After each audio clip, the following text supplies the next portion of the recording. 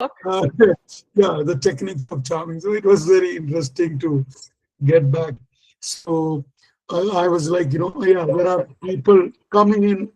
So this is wonderful to see. Deepika is also. Deepika, why don't you talk a couple of words about ma'am so that we wait another 5 more people will join in. Meanwhile, Hi, okay, Professor Deepika. Prabhu. Then we will definitely hand over to the There's chair. Okay. Hello Deepika. from Chennai. Hello, Deepika. Thank you for communicating with me and clarifying. That was very kind. It's my And pleasure, ma'am. I'm delighted to actually see your face. Thank you, ma'am. How you are doing? I am fine. But of course, I have just gotten up and you have had a whole long day of papers. So Yeah, I will try my best not to put anyone to sleep. we are really waiting to listen you from Ireland to India. What will be like your title is some creating like what will be from Ireland to India, the folklore, folk Yes, narratives. well, I Exciting. had Yeah. to put in India somewhere, but it is more just a friendly offering. Okay, let me know when I should start.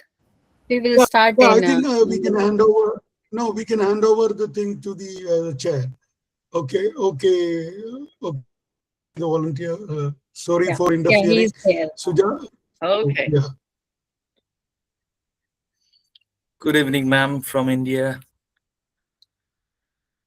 Hello, Mia. Nice to see your face. Yeah. How are you? Thank you.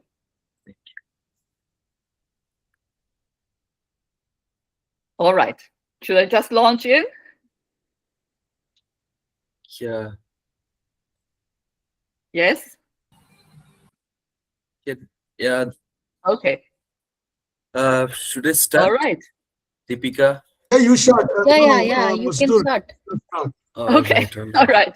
All right. Okay. Excellent. Good Well, evening. thank you for the kind introduction, which some of you missed, but it doesn't matter.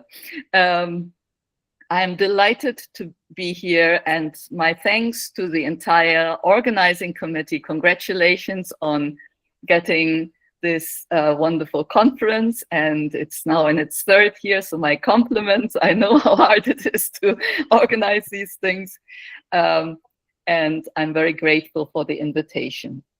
I only wish I could be with you in Hyderabad, but alas, I am in Bloomington, Indiana, and it is 9:30 for me in the morning, whereas you have had a long day of talks, and I'm very grateful to anyone here who is willing to add a late evening talk to your day's work. I bring greetings from Bloomington. Now I have to shift to my slides to move them. Meanwhile, yeah, if I can take just a minute to introduce to the audience Okay.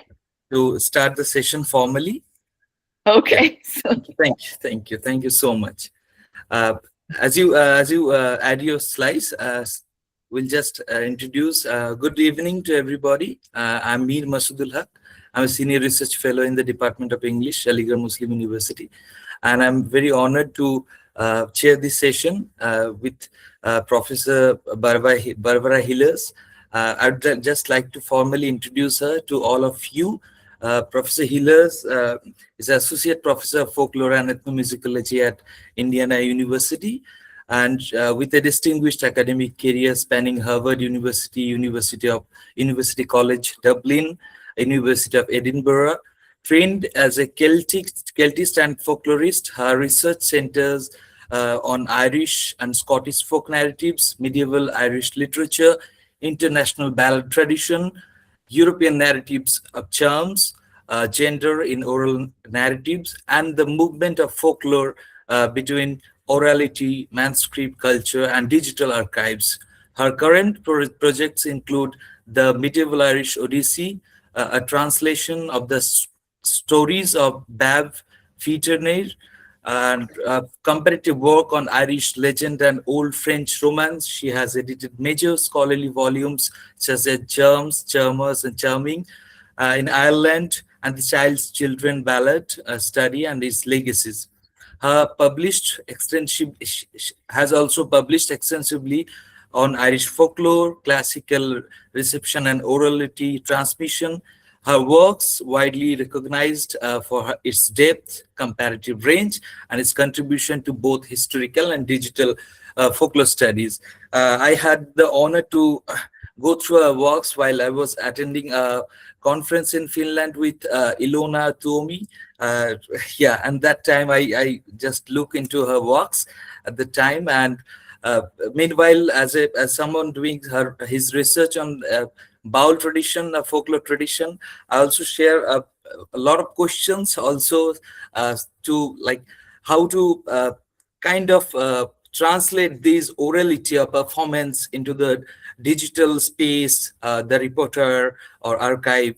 So with that, I would just like to formally hand over the session to Professor Healers. Thank you so much. Thank you, Mia, for that lovely introduction. I don't normally get 2 introductions, so I'm doubly honored. And it's very nice to think that however big the world is, there's always some mutual friend in common. So Ilona is an old friend. Thank you again. And I'm switching over now again to my slides. Okay, you can all see that?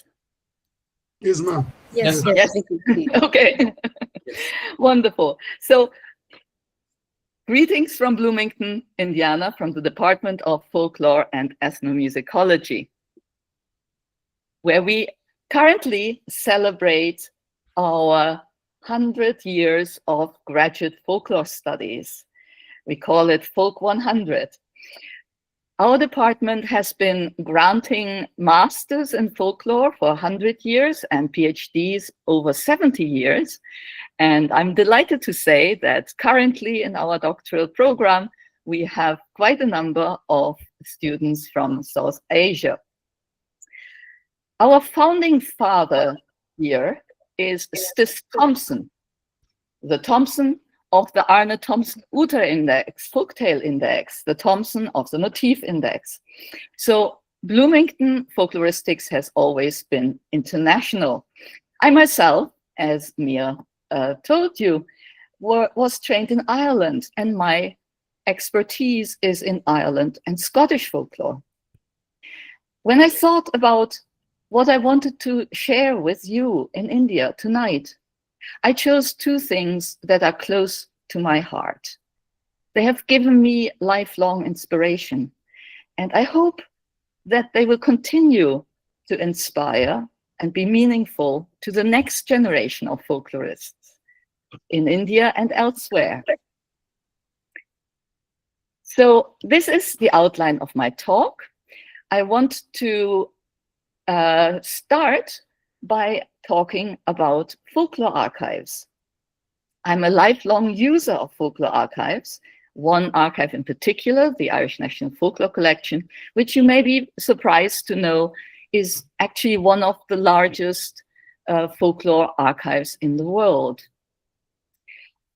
And recently, though folklore archives have their roots in the early 20th, sometimes even earlier in the 19th century, they have recently undergone a digital revolution. And I will talk about that a little, and maybe if there's time afterwards, a discussion about that, we could continue that.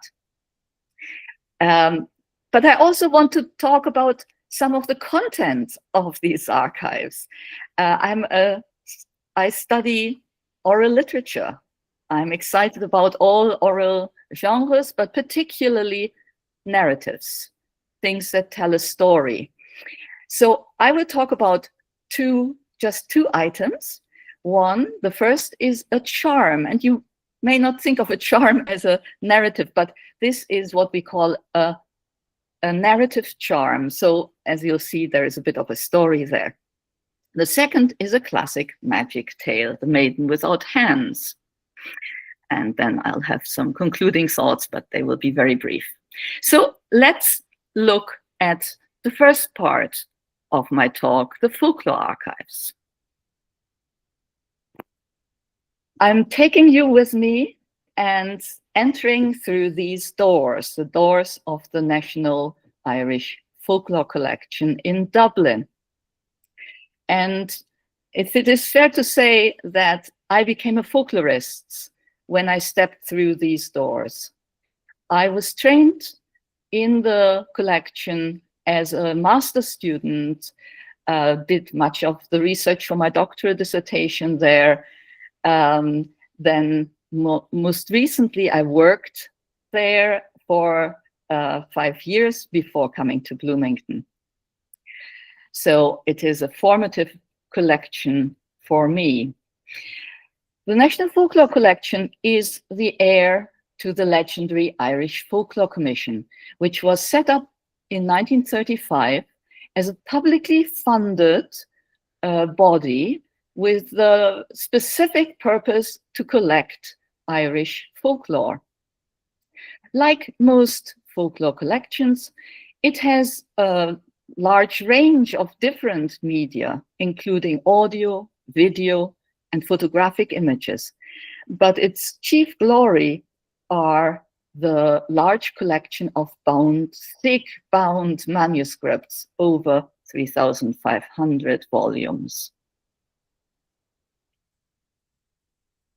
One cannot talk about the Irish Folklore Commission without referring to its director, James Hamilton de Largy, who was very much the mastermind behind it, and without whom it might never have happened.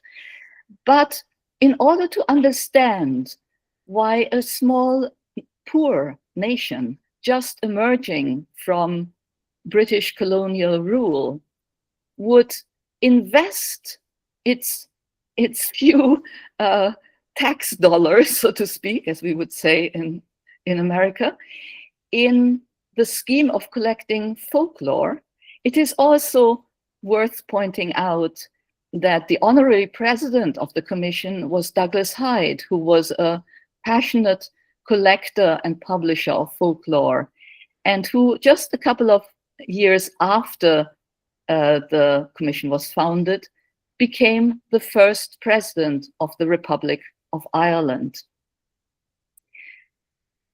The Irish Folklore Commission's headquarters was in Dublin. That's where the director was, that's where the archive was, that's where the library was, and the research staff.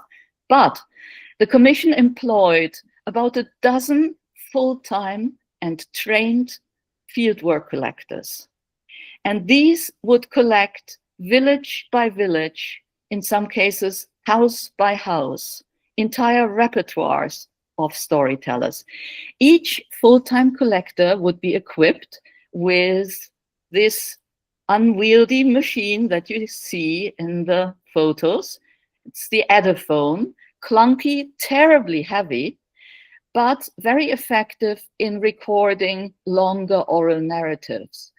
The collectors would then transcribe these narratives or any other folklore, lore, customs that they would collect, and send the paper back to headquarters in Dublin, where they would be bound.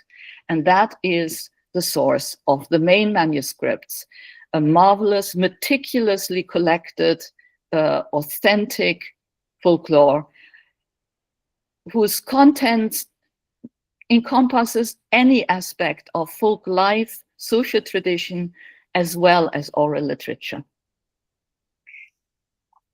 In the school year of 1937-1938, the commission paired with the Department of Education in Ireland in a very unique project, which turned the senior primary school students of the 26 counties of the Republic of Ireland into temporary folklore collectors.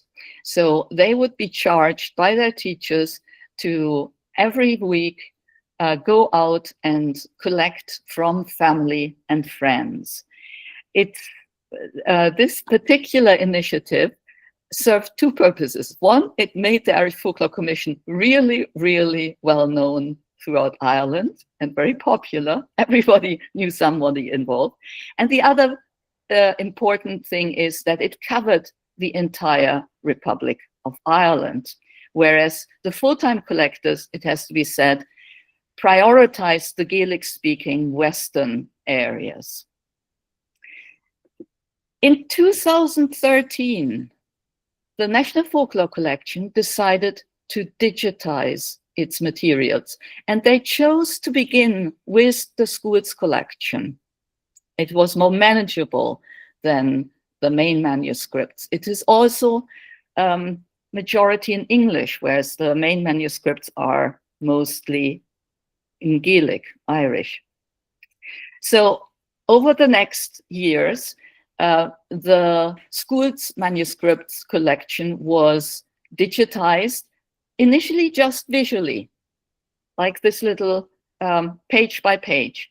But a couple of years into the process, the Duchas, the team who had designed the website and who were in charge of the digitization process, added a crowdsourcing mechanism, which made it easy for volunteers to sign up to transcribe the text. And they did that, and the entire almost 500,000 digital pages are now fully transcribed. And this is what it looks like. So you would have the image of the page, and on the right hand, you would have this text box where you could transcribe the text. By now, about a third of the main manuscripts have been visually transcribed and are now open for, the visual page images of about a third of the main manuscripts, as well as the schools collection, have now been digitized and are awaiting volunteer transcription. So I just wanted to share with you this remarkable digitization effort. The Irish National Folklore Collection is by no means the only folklore archive that has been undergoing this revolution. There are extremely wonderful efforts in many parts of Europe as well. So I'm not claiming exceptional status, but this one is particularly accessible. It is accessible to English Anglophones. Much of the material that has already been transcribed is in English. Much of it is also in Irish, of course. So I would welcome you all to check this website out, duchas.ie. It has certainly revolutionized access to the National Folklore Collection. It has exponentially increased usage of the collection. It has also, of course, revolutionized research, and I'm primarily a researcher. I'm an academic. So what the website has done for us is that you can search by places, by people, by topic, including the International Folktale Index, our ATU TATAB index. But you can also design your own research topic. If just type in a word and see what comes up. And also, if you want to check out how the crowdsourcing works, just try it out. Volunteer transcribers are welcome.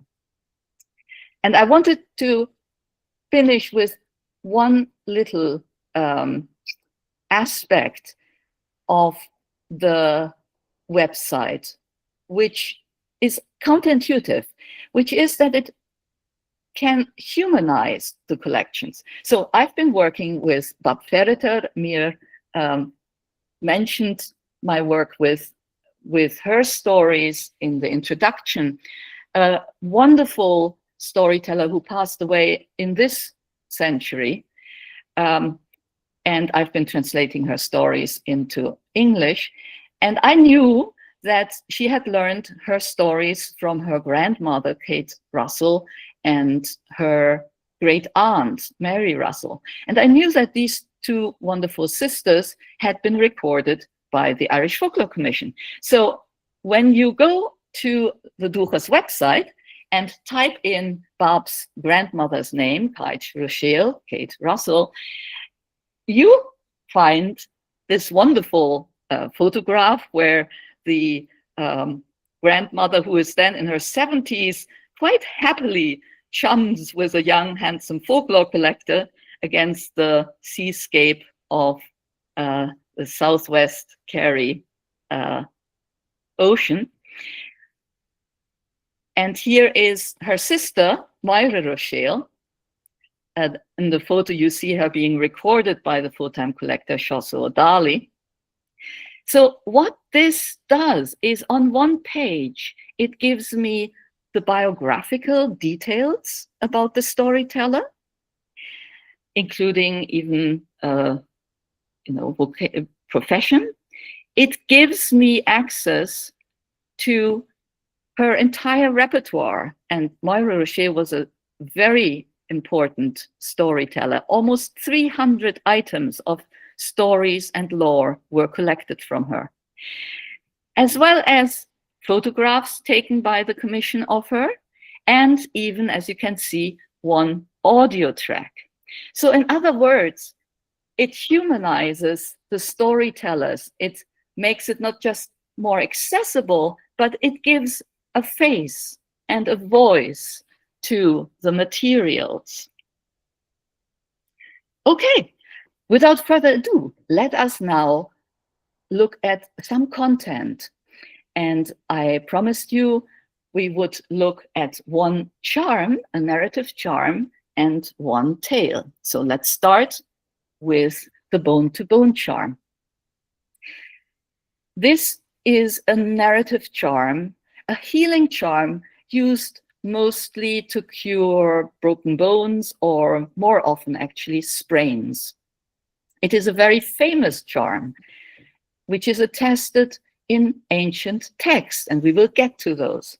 But it is also still in living tradition in parts of Europe, and I'm kind of hoping that maybe also in India, in which case, please email me. So here is a version of the bone-to-bone charm from Ireland, collected in 1936 from James Dolan. Narrative charms have a kind of narrative introduction where a divine healer is set up in a kind of narrative. So in our case, the Christian God is mentioned, and he is riding on a donkey. When our Lord was going to the mountain on an ass, he fell and sprained his foot. He sat down to heal it and said, "Bone to bone, sinew to sinew. Say this in honor of our Lord." So you can clearly see the three parts that are typical for narrative charms: the narrative introduction, which is called historiola, the charm formula itself, bone to bone, sinew to sinew, and then usually it caps it off with what we call the ratification. In this case, say this in honor of our Lord. So you can see then that this charm works a little bit like a story. It has actors. A divine healer is usually part of it. There's a setting and a bit of a plot, and importantly, dialogue, where the charm formula itself is uttered. So narrative charms are very identifiable. They are migratory, and you can easily distinguish them. They are a little bit like Arne Thompson Uta folktale types, in other words. So in Ireland, the bone-to-bone charm is fairly popular, 46 versions, and it's found both in the Irish language and also in the English language. It is found throughout Europe, but especially in the northern and eastern half. Doesn't seem to be attested in the southern half of Europe, in the Mediterranean. One of the exciting things about the bone-to-bone charm, as I mentioned to you, is that it is attested in ancient mythographic texts. And it also is particularly interesting because one of these charms takes us back to our pioneers. To the first version of this charm was published and commented on by Jakob Grimm, being the elder brother of the famous Grimm duo, who gave us the world's most popular collection of folk tales. Jakob Grimm was a philologist of Germanic language and literature, and he found that this Old High German charm from around 900, even though it was survived in a monastic manuscript, incorporated the names of pre-Christian pagan Germanic gods, particularly Wodan, the supreme father god of the Germanic pantheon. You can see that its structure is very much like the modern Irish charm, i.e. there is a narrative introduction, again involving a horse, an animal that sprains its foot, and then Woden charms it with the formula, bone to bone, blood to blood, limb to limb, thus may they be fixed together. 20 years after Grimm's publication of this charm, his student Adalbert Kuhn, who was a Sanskrit scholar, discovered an analogue in the Atharva Veda. So almost 1,000 years, over 1,000 years before the Old High German charm. It is an analogue, so it doesn't have the same distinctive narrative charm structure, but it is very clear that the charm formula is there. Let marrow be put together with marrow, let limb grow to limb, let flesh grow with flesh. And also the context of the charm in the Atharva Veda makes clear that it is all about curing. A charming cure is being performed, and in the divine healer in this case is Arundhati.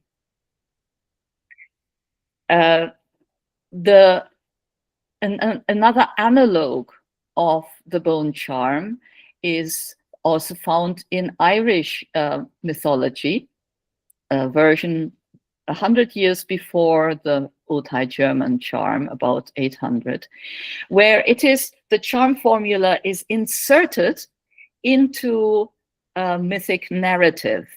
The leader of the Celtic pantheon has lost his arm in battle, and the healer god, the Ankeert, makes him a silver arm to replace that. But the healer god's son, who is also a healer, thinks he can do better. He actually takes the severed hand, fixes it back to the body, and then pronounces the bone charm formula, joint to joint of it and sinew to sinew, and he healed it. So what I hope to have shown you is that in this extraordinary charm, long-lived charm, we can use modern versions and ancient texts, bring them together, and they throw light on each other. And then, of course, there is what in my adopted country of the US, we call the $1 million question. We have seen that in the area where the Old High German charm was collected, modern charm versions continued in oral tradition. We have seen that in Ireland, they continued in modern tradition. So I would be very surprised if in India the charm didn't continue. But if so, I'm not aware of any publications. And I would encourage anyone who knows of such versions to be in touch with the International Research Network on Charms, Charmers, and Charming that Mir mentioned. It's a wonderful, lively, scholarly network. And we would all be thrilled about new living versions of the bone-to-bone charm. And in general, scholars with expertise in South Asian charms are very warmly welcome to join our efforts. All right, let us now turn to the second piece, the magic tale of the maiden without hands. It is a classic tale of magic. It has been assigned the number 706 in the Arne Thompson Uta Folktale Index. It is a feminine tale. That means the main protagonist is a woman.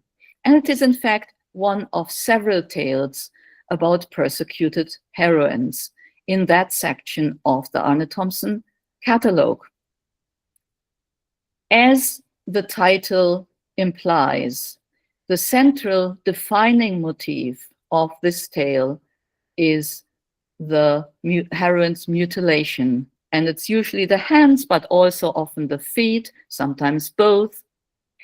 And the perpetrator of that act of mutilation is the heroine's closest male relative. Most often her father or her brother. In Thompson's plot summary in the Types of the Folktale, he has 4 structural plot elements.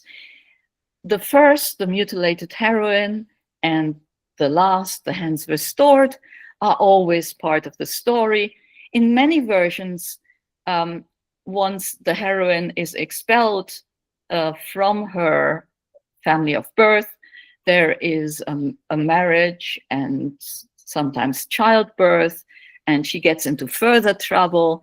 But because it's a magic tale, thank God, everything comes to a happy ending. The maiden without hands is found all over Europe, very well attested.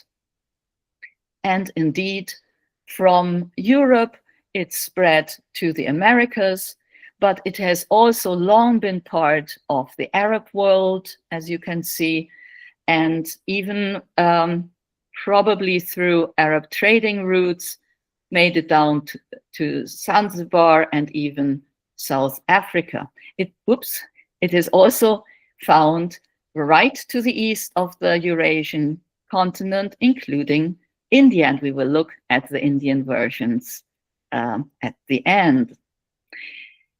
In Ireland, Ireland is probably the country where most versions of it have been collected. The Types of the Irish Folktale list just over 100. 84 of these I have taken as a sample for analysis. These are the complete versions. So you can see that it is found particularly on the western seashore, and it is predominantly found in Gaelic versions. That's partly accident of collection. I've told you that collectors prioritize the Gaelic-speaking Western areas, but that also means that it clearly predates colonization. It predates the history of English in Ireland. One thing that I found that was interesting to me in the Irish versions is that the domestic scenario comes in two different redactions. And in most versions, the heroine's relationship to the person who mutilates her it's her father. But also in many versions, it is the brother, and particularly in the Southwest. And we will hear one version of that. So altogether, it is clear that, globally speaking, The Maiden Without Hands is a feminine tale, and it is about wielding poetic justice for the heroine whose hands are magically restored. However, magic tales usually are very generous in also doling out punishment for the villains, right? Well, it is remarkable that in most versions of The Maiden Without Hands, the person who mutilates the heroine is not explicitly punished. However, there is one redaction globally of that story where he is, and I call it the thorn redaction, and it is found particularly prevalently in Ireland and Scotland, but it was also at some point told in France, and from France it came to French Canada. So there's a cluster of French Canadian versions of it. So I have added that to Thompson's plot structure as the thorn. And I will tell you, summarize for you, but also quote from Bob Ferreter's telling of this story. So in Bob's telling, the heroine is mutilated by her brother. He mistakenly believes that she has killed his son, but he does not give her a chance to prove that she's innocent. Here is Bob's telling. He took his sister and put her into the cart. He drove to a forest and went as far as a big tree that grew in the middle of the forest. He strung her up on that tree and took a saw and cut off her right arm. "Can you feel that in your heart, sister?" he asked. "Yes, I can," she said. Well, he cut off her left arm then, and he asked her again, "Can you feel that in your heart, sister?" He said. "Yes, I can," she said. Well, he left her there then, and he returned home. But before her brother left, she cursed him.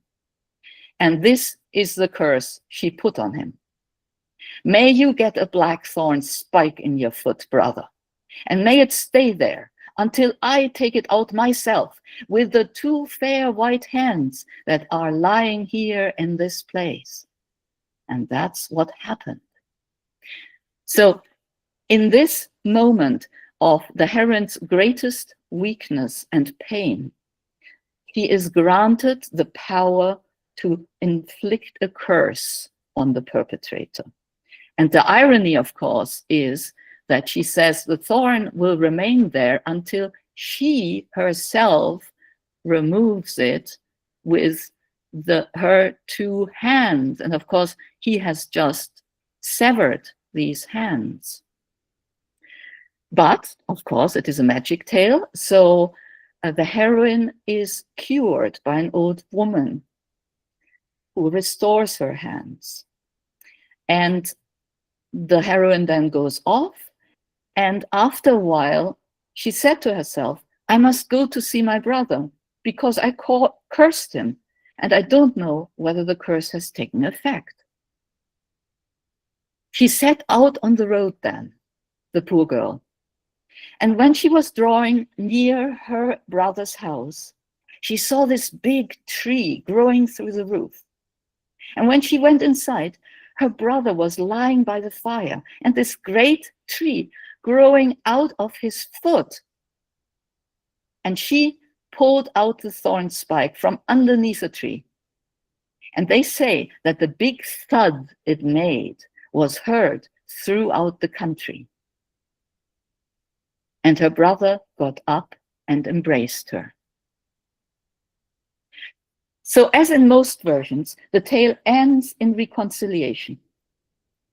But this reconciliation, unlike in many versions of the tale, is achieved only after the brother has suffered agonizing physical pain in compensation for the pain he himself inflicted on his sister. So the thorn redaction is found widely throughout Ireland in most of the counties where the tale is found. It is not in all versions by any means, but about in half of the versions. So let us summarize before we take a quick look at the Indian versions. So globally speaking, we have seen that the maiden without hands is a feminine tale. It is clearly a tale with a message. It tells of a horrific act of familial violence. Poetic justice is served, as it should be in a magic tale. The heroine is healed, and she goes on to lead a happy life. In some versions, as we have seen, the perpetrator is punished in the thorn redaction. And all versions end with this emphasis on redemption and healing. Interestingly, the story is told by both women and men, and I think it may hold a message for women, maybe one of hope, maybe one of protest, whereas for men, I suspect the message it held was one of caution to not abuse the power over dependent female relatives. Okay, let us now finally turn to the Indian versions. There are 6 versions from India and Sri Lanka. Now, how does an Irish folklorist like myself know about Indian versions of the folktale? Well, I go to the Arne Thompson Uta Index of the Types of International Folktales, which leads me to the types of the Indic oral tales, a type index by Thompson and Roberts, and Heather Jason's supplement. So each of these have a couple of versions, and thankfully, Uta also included Stuart Blackburn's Tamil folk tales, which has 2 versions. So here are the 6 versions collected between 1893 and 2001. Now, the really surprising thing with the Indian versions is, well, maybe there are 2. The first is that it seems to occur in 2 clusters, one in the north from Kashmir to the Punjab, and one in the south, Tamil Nadu and Sri Lanka. The second surprising thing is that in India, 4 out of the 6 versions have a male protagonist. It's a young hero who is falsely accused and punished by loss of his arms and feet, and he is miraculously cured, and there's a happy ending at the end. So if we just knew the Indian versions, we might well think that this is essentially a masculine tale, except that in Tamil Nadu, the 2 versions collected there in different towns from different storytellers who were not related to each other. It is told about a female heroine, and in fact is very much told as a feminine tale from a feminine perspective. And as one of the storytellers, who is a woman, says, this is a story about how men treat women badly. So much more like the global versions. So let's conclude this talk. I have kept you long enough. It is late in the evening for you. So to draw together my thoughts about both the 2 narratives and to return to our archives, the 2 narratives we have talked about both deal with injury and healing. They both show what I think is a crucial function of storytelling, meaning it gives us tools for personal and cultural survival. They both deal with a broken world, literally. The bone-to-bone charm then sets out to fix that by curing a broken bone. The Maiden Without Hands deals with it by restoring the limbs of the maiden. So both of them show us how storytellers use stories as a blueprint for a better world where there can be healing and redemption at the end.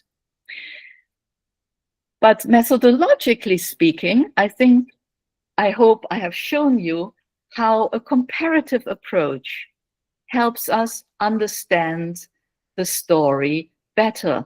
In the case of the Indian versions, for example, of The Maiden Without Hands, if we didn't know the form of the story globally, we might not quite appreciate what is going on with the Indian versions. We might think of the Tamil versions as an outlier, whereas globally speaking, it is the northern versions that are outliers in making the hero a man.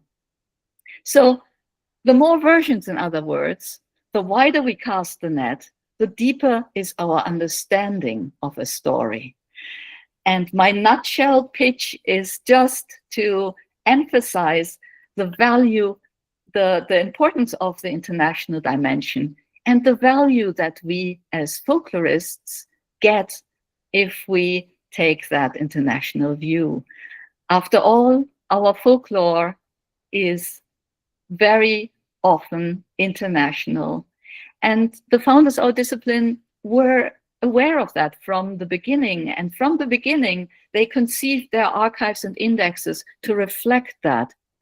And I believe that the wonderful digitization process that we now see in the archives and indexes is making this internationalism more accessible in a new way and heralding what could be a new era of international folkloristics.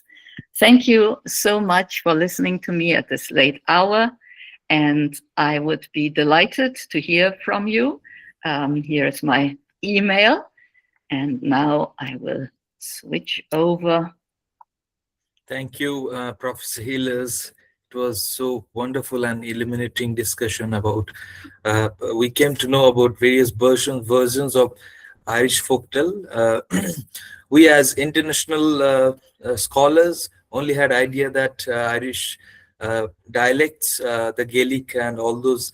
I mean, in the beginning, we started with that how a nation put so much importance to the folklore.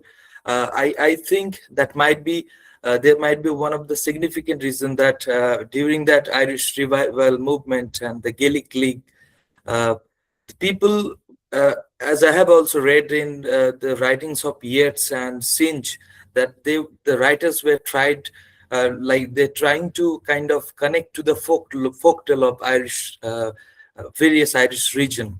And I think to some extent we can find such narratives or such kind of amalgamation of folklore into the modern write-ups in Amitav Ghosh and some other writers. To mention, as we were talking about charms and there is a very significantly, we can see a lot of people also throughout India.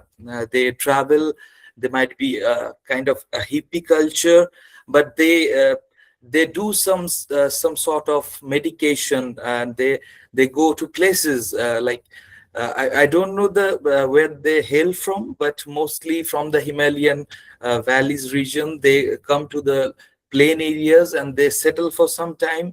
They do sell some medication plants, and also they perform some charms. I have also noted that, especially for where I belong to, my West Bengal and the eastern region of India, there are a lot of number, and where I stay now in Uttar Pradesh, the northern India, a lot of people can be seen doing such practices. And you also noted very carefully that in the collection there's a gendered kind of like feminine tales most prevalent in Irish and other things, and in India we get two kind of the masculine and the feminine both. But I mean, if we go through the history of Indian subcontinent, the eastern part of India, yeah, I think the connection got lost. Yeah, am I audible? You are audible. Yes, yes. I think ma'am got disconnected. All right. Should I wait or continue the discussion? Wait now. Just We'll wait wait. a couple of minutes. She will come back. Who will answer? Yes, yes.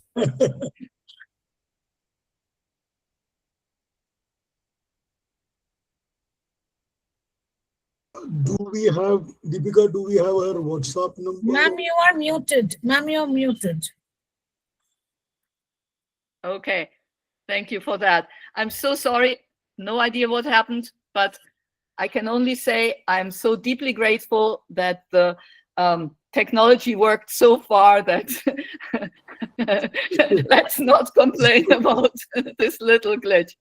Thank you so much, Mia, for your thoughts, and please, yes, anyone out there, if you see of any bone sprain charm, ask them exactly what they are saying, and be in touch. And I swear to you, if you collect versions of this particular charm, you will be famous in the Charming network. Yes, I attended that conference, and I came to know about certain things, especially in Bengal. What I was talking about, there is a sect called Kaviraj or Ojhas. So they perform some type of charms, and I have also seen them reading some scripture, and those might be the text from the Atharva Vedas and other Nirvana, Mahanirvana text. All those things may be with them, but I have seen them. So this time, when I go back to my hometown, I'll surely look into that to collect those things. And I'll be getting into touch with that. So with further proceeding to question and answer, I would like to just put up a question to you, that you are working with orality. Mostly you have worked with orality, and in the modern era, like I was reading an article by Diana Taylor. She suggested that the text can be put into the archives, but the performance should be put into the repertoire. So how do you think about all these classification, and what is the new age interpretation, especially when we're talking about digital age infrastructure, so fast moving integration of AI, like you talked about in the first slide, that it was open access. I mean, the crowd, the people were putting their transcription into the archive. So in the AI era, I think a lot of AI are doing the same things. So the participation of the folk people and all those things, these are some problems that I think in this era we need to answer, or we need to look into the things. So I would just I will be very honored if you can just put some remarks on those things, and I will also ask for questions. Already some of the participants has raised hand. I will be taking those questions after this. Thank you. Okay. There are two questions in the Chat box. you can read it out and she can start. Sure, sure, sure. Okay, so I will take Mia's question first, briefly. It's a the relationship between orality and literacy is obviously very complex. And in the case of the bone charm, I hope I have shown that, in a sense, as strange as that may seem to literature persons, philologists, that often oral tradition may be a more reliable guarantor of oral forms than texts are, because writers always have their own agenda, whether it's religious or philosophical or aesthetical. So they take from oral literature and do their own thing with it. Whereas the point of oral tradition is, for the most part, tradition bearers are actually invested in preserving the tradition, especially in the case of a charm where you want to make sure that it works. So you get it right. In terms of how we process this, I have in my praise of the digital archives, I have stayed away from discussing the very popular and important discussion of folklore that is born digital, partly because I feel it's a very tricky territory, because it is so far away from the small group person and traditional inheritance. So I'm not saying that it cannot be used, but I think that our tradition archives are great guarantors of, the old stuff, the real stuff, to which we then can compare modern digitally collected as well as modern texts, and sort of test them against that. So that's why it's particularly important that these tradition archives be made available. And Ireland has this really special thing, but any country could digitize its collections. There are so many smaller collections around of texts, of videotapes, of material that was authentically collected. And if we create websites that might link these collections and make them accessible, that can be done theoretically anywhere. And Yes. It's transformative. Okay. Thank you for those remarks. So that is there, like the authenticity comes to be a very tricky question. So once again, the ownership, copyright things. So we'll have some other discussion, but quickly moving forward to the next question by Saba Samo. I don't know whether she or he, she asks that, I'm just wondering if you come across this kind of folklore from Pakistan side as well. So, Barbara, to you. Yes, the magic tales, many of the magic tales and other tales in the Arne Thompson Uta Index are found in Pakistan as well. And of course, if you remember that map of India of the Maiden Without Hands, a cluster in the north and then a cluster in the southern tip, we can be absolutely sure that the rest of India is not, it's not that the story wasn't told, it's a gap in the collection.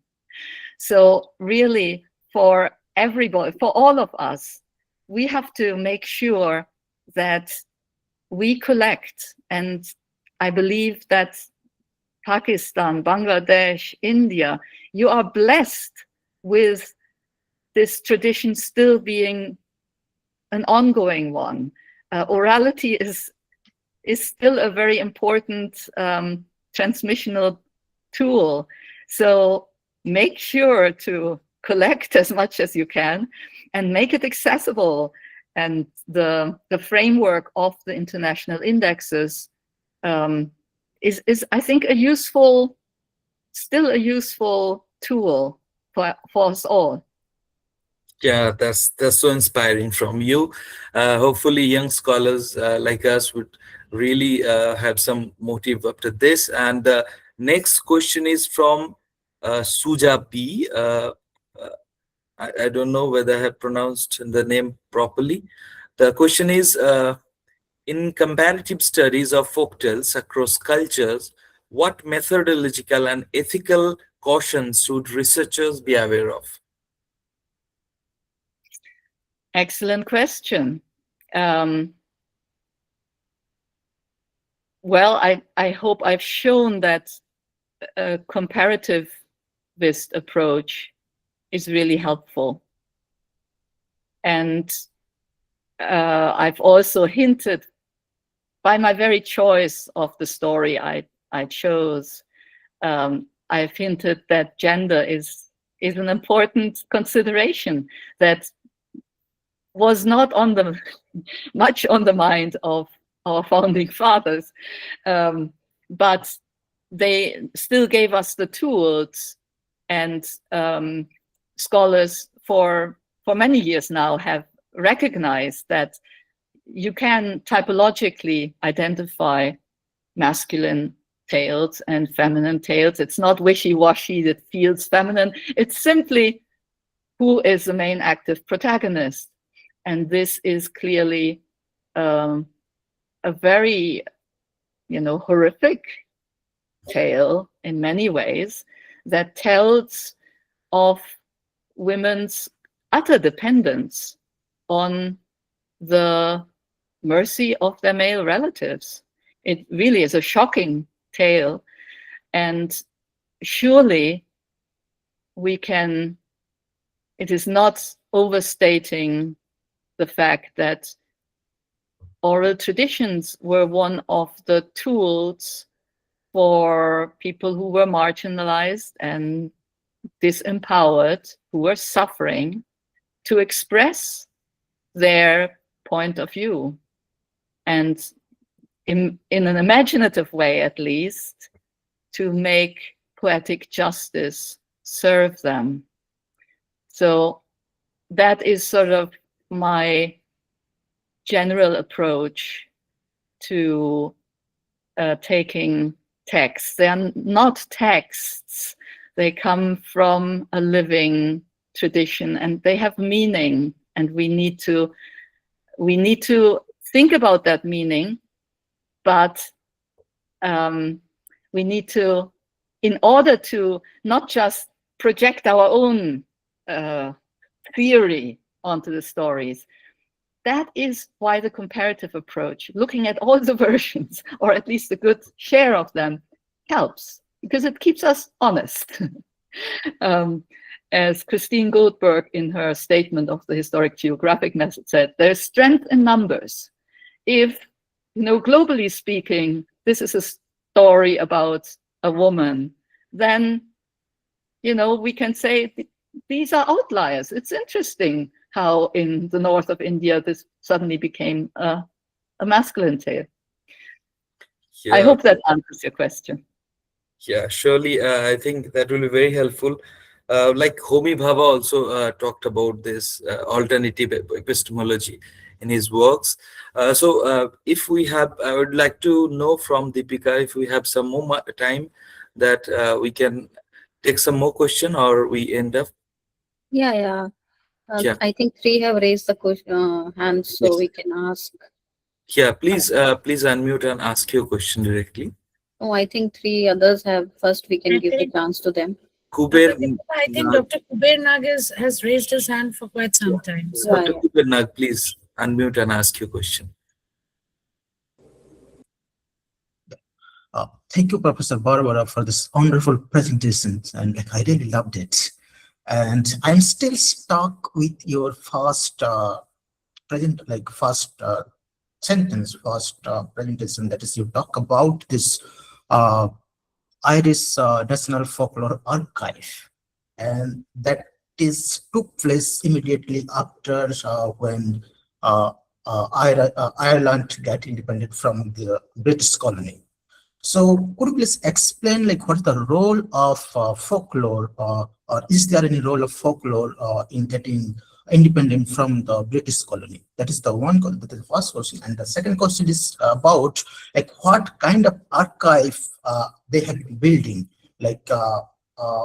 For example, I'm not sure about the categories, like social categories in Ireland, but if we look into the other part of the world, it is mostly the dominant discourse, the mainstream discourse that has been archived. For example, this Indian knowledge system right now, which is taking place in India so rapidly, it is mostly about the mainstream discourse, or the Brahminic or the Sanskritic discourse that has been already there, and they've been trying to rebuild it and trying to archive it again. So in that sense, could you please put some more light on Irish folk, or that the National Folklore Archive? Okay, thank you. Yes, I'm glad my praise of the Irish Folklore Archives came across. It really is a wonderful place. And again, it is not the only place in Europe. The Estonian archives Yes, are yeah, just exactly as wonderful. Yeah, the Baltic countries has a lot of this thing. The Finnish archives. Yeah. Yes, wonderful. So, and as it will be very clear to all of you that it is not a coincidence that these earliest archives came from colonialized or otherwise oppressed nations, and that is very clearly the background and the reason why the young independent Irish nation invested in doing this.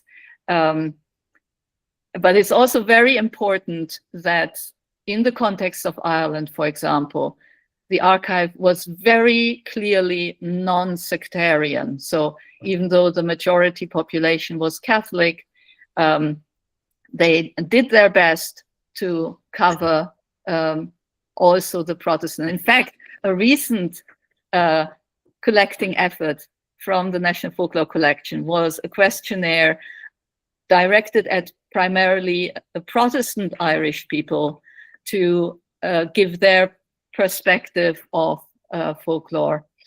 And again, while the Gaelic material was prioritized because the Gaelic language was quickly losing ground, it was, thank God they did that.